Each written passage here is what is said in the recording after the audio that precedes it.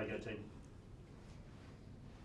John, obviously team naming in a couple of days. How hard was that for you guys in terms of balancing a mixture of the younger guys, but also putting out what you think is your strongest team? Yeah, no, it was obviously a very difficult side to pick. All the boys that have come in since Whakatane camp have trained really hard. There's been lots to learn for everyone, because there's been change. Obviously, when you looked at selection, not too many people out there can pick the team. So, and that's, rightly so, because there's just so many great players to select from, isn't there? And so it was a pretty tough side to select, and a lot of disappointed boys. But part of this All Black culture is about preparing the team, and everyone knuckles down and gets to work to prepare the 23. So I've seen that. That's been great. Australia said earlier this week they wouldn't disrespect the Bledisloe Cup by picking a lot of rookies and a lot of youngsters. Is that sort of your guys' approach as well? You'll have to wait and see on that one, won't you? Because we are picking what we think's the best side. So if there's young players in there, then so be it. But we've got hopefully 8 or 9 tests to play, and we're going to see everyone get an opportunity. This is just the first game, and like I said earlier, there's disappointment, but we just get on with it. Knowing what you know and what the coaching staff know about Dave Rennie, what sort of, different Wallaby side are you guys preparing for? I think, I guess if they'll come here with a real physical mindset around the contact areas. We'll be expecting that, and they'll probably play a lot, which we'll expect, and that's probably one of Renz's basic principles of the game, really. So whether they change much will be interesting to see, but certainly it'll be a real physical encounter. Obviously, without revealing names, there's going to be a young lock likely maybe debuting off the bench in some shape or form. I mean, what's been the message, maybe you in particular have maybe given those 2 youngsters maybe who are in line for a potential debut this weekend in a Bledisloe Cup? Well, right now it's just going through the whole process of our clarity and just keeping the boys calm. It's important that the message has been sent out there that the test match is not played today or tomorrow. We're just building slowly, and the senior players are awesome in this group, and they get around any new caps and youngsters just to help them. And it's just really important that everyone's not tapping on their door, try and give them advice. Let them go about their business and be there for them when they need us. So it's just having the faith that they can do the job, and I'm sure they will. Obviously, telling young players in this environment to just be themselves is probably an easier thing said than done, isn't it, for somebody playing in their first test? Are there sort of signals or signs that you as coaches look for, outside of maybe the obvious ones that maybe highlight if somebody's feeling a bit nervous or overwhelmed? Are there any small signs? Oh, we'll see those. Yeah, we'll see them, but we'll see that as being natural and not a big thing. And like I said, as the week grows and we get closer to the game, we get more excited. This environment is, can be an intimidating environment for a new person or a new player, whether you're a coach or a player. But the culture in this group is so awesome around welcoming people in and understanding what the All Black jersey is all about, and obviously its legacy. And we've got such great senior players that help drive that. If you look at Sam White, like Aaron Smith, Dane Coles, Tito Perenara, those boys, they've spelt that message and advice across the last couple of weeks. And then of course you've got our Ian Foster, who's been great with the coaches and in terms of settling us down and sharing his experiences, what it's like in this environment, which is really important as well. How are you embracing this first week as part of the All Blacks coaching staff and leading into a game day? I'm just going through my job, what I need to do. Obviously we had the Whakatane camp, which was awesome in Hamilton last week, and to bed in, and that set us up for this week. But yeah, I'm just doing what I need to do and helping out with, with Brad or Greg Feek or whoever needs my help. I'm just sharing my experiences with them.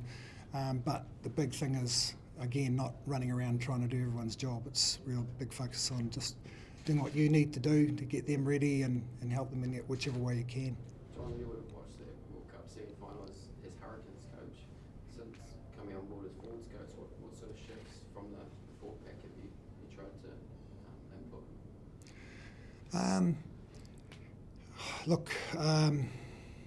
It's been a softly approach right now. For me, it's just getting to know the boys. Obviously, as a super coach, you meet them in the change room, you have a quiet chat, but now I can really knuckle down and get to know them, get to know what makes them tick and get to know them as people, not just as a player, which is an important part of what I do. And then start implementing my strategies and beliefs and philosophies around the game and what I put a big emphasis on. And so I don't think it wouldn't be fair for me to say I'm going to change everything, because we know that the coaches before us that have done a great job. But there'll be little changes and changes of language and, like I said, what I believe in, because that's just natural, I guess. What are some of those areas that you like to focus on? Oh, you know where I come from, what part of the world, really. Adi Sevilla just worked out I was a Kiwi the other day, which was... So obviously there's, I love coaching the contact area, and the players know how passionate I am around that. But saying that, we have these players, they're multi-skilled, they can catch and pass real good, and they've got great feet, and they can. So it's just really, we've obviously the set piece is a massive part of the All Black rugby, and we've got to make sure that we add to that legacy. You've picked a particular profile of athlete, generally powerful and strong. How do you go about evoking the physical attitude to fit with that? Oh, they've pretty much got that. It wouldn't be fair for me to say we want to make the players more physical, because I think the Blues have been pretty good all year. The Crusaders obviously been awesome, and the Hurricanes boys, and all our franchises when they playing the best footy, they're real physical, and of course we know that's the All Black jersey demands that of each player. So for me to go and tell the players that we need to be more physical they'd laugh at me. So it's just around how we our game strat and coaching those micro skills that help them to be able to dominate.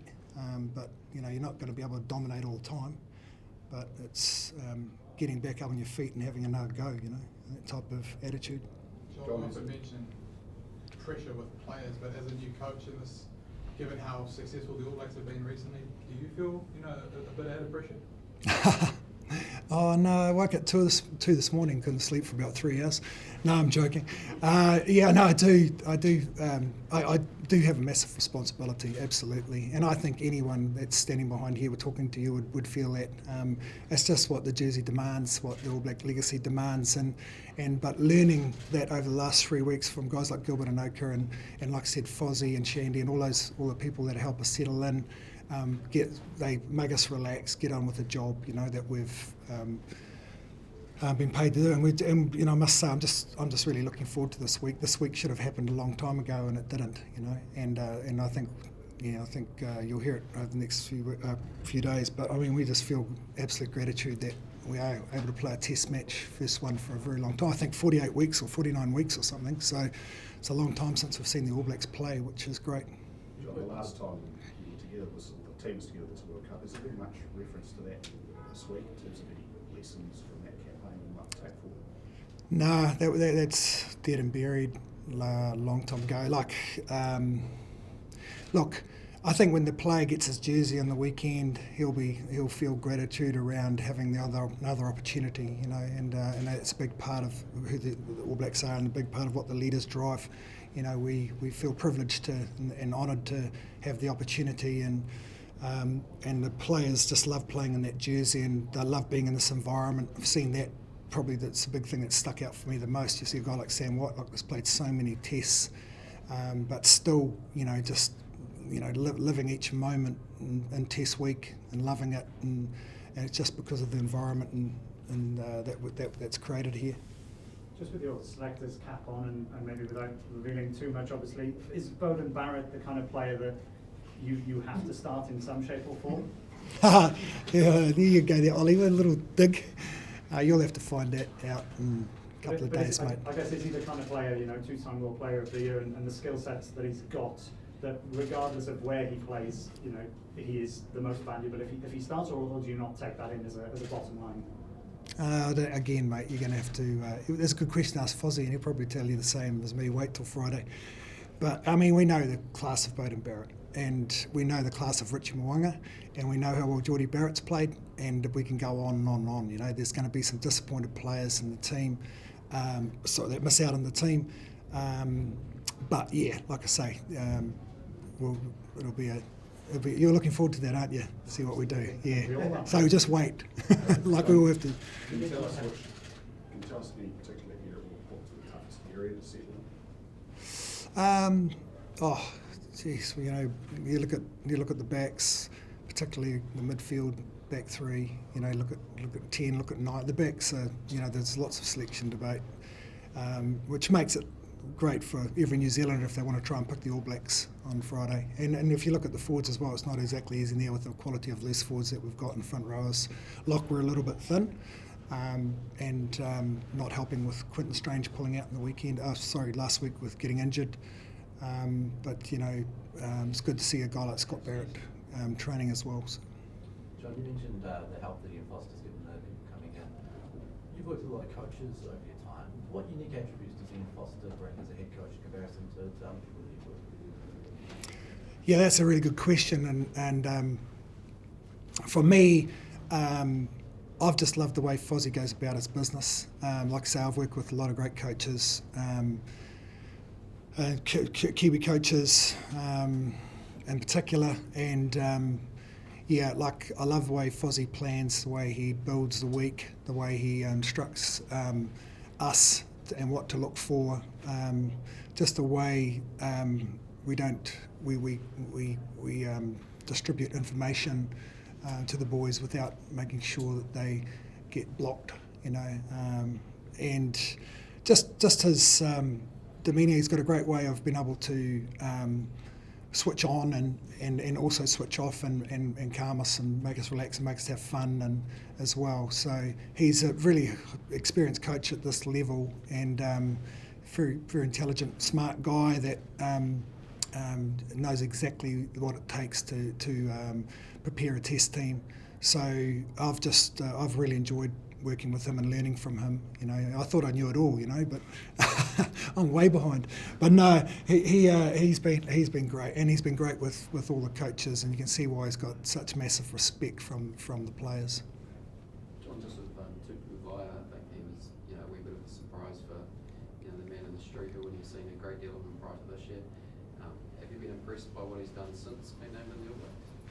Yeah, look, he was one guy that, after being named, went back to his province, and his game went sort of to another level. So I was really excited about that. He was, when I first watched him play for the Chiefs, I obviously watched him play at New Zealand 20s and sort of kept my eye on him. And then the Chiefs guys gave him some opportunity, and I connected with Neil Barnes and talked to him about his game, and kept on watching him. And then you look at the physical profile of him. Obviously, he's a nice big boy, and he's got a love learning as well. He's just been good value, and he doesn't look like the environment intimidates him very much at all. So he's walking around with his chest out and and smiling, and so it's I think we've got a good one there. How's Brad Moore been since earning the bragging rights of North v South? Has he been unbearable since? Yeah, no, you're right, because Brad's smiling all the time, so you don't know whether he's gloating. so yeah, I gave him a bit of a hard time about that, about gloating, but I just learnt that he just walks around smiling all the time. So yeah, it's not that at all. So he's got a little trophy, and he treasures that and shows it to me most nights. We'll wrap it up there. Everyone.